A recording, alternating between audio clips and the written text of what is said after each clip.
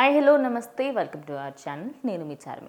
అయితే మనకి ట్విట్టర్ అనగానే లేకపోతే ఎక్స్ ప్రజెంట్ ఎక్స్గా పిలుచుకున్నాం, ఏదైనా ఒక ట్వీట్ పెడితే ఖచ్చితంగా అందరూ కూడా చూస్తూ ఉంటారు. అయితే దానికి సంబంధించి మాజీ ముఖ్యమంత్రి అయినటువంటి వైఎస్ జగన్మోహన్ రెడ్డి ఇప్పుడు ఉన్న ప్రభుత్వం పైన దుమ్మెత్తి పోసేందుకు ఆయన అయితే కొంచెం ఒక 15 నుంచి 10 పేరాల వరకు అయితే పెట్టడం జరిగింది.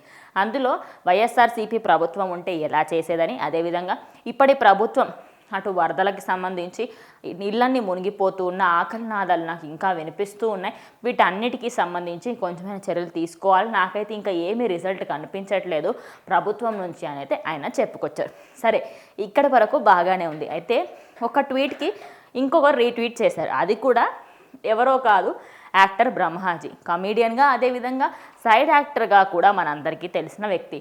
అయితే ఆయన మాత్రం మీరు కరెక్ట్ సార్, వాళ్ళు చేయలేరు సార్, ఇక నుంచి మనం చేద్దాం సార్, ఫస్ట్ మనం ఒక 1000 కోట్లు రిలీజ్ చేద్దాం, మన వైఎస్ఆర్సీపీ క్యాడరే మొత్తం రంగంలోకి దింపుదాం, మనకి జనాలు ముఖ్యం సార్, గవర్నమెంట్ కాదు సార్, మనం చేసి చూపిద్దాం సార్, జై జగన్ అన్న అని ఆయన ట్వీట్కి రీట్వీట్ చేశారు.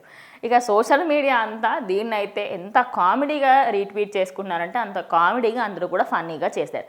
అయితే ఇంత చెప్పిన తర్వాత 1000 కోట్లు మీరే ఇవ్వండి సార్, ఏముంది, మనకి కావాల్సింది గవర్నమెంట్ కాదు కదా, మనం ఎలా ఉన్నా హెల్ప్ చేద్దాము అంటూ ఆయన అయితే చెప్పుకొచ్చారు.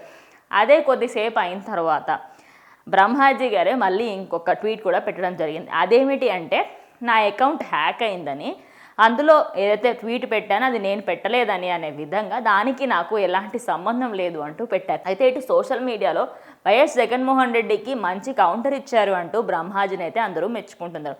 అయితే ఈ ఇష్యూకి సంబంధించి వారిద్దరూ మాట్లాడుకున్న కన్వర్జన్కి సంబంధించి ఆయన ట్వీట్కి సంబంధించి మీరేమనుకుంటున్నారో కమెంట్ చేయండి.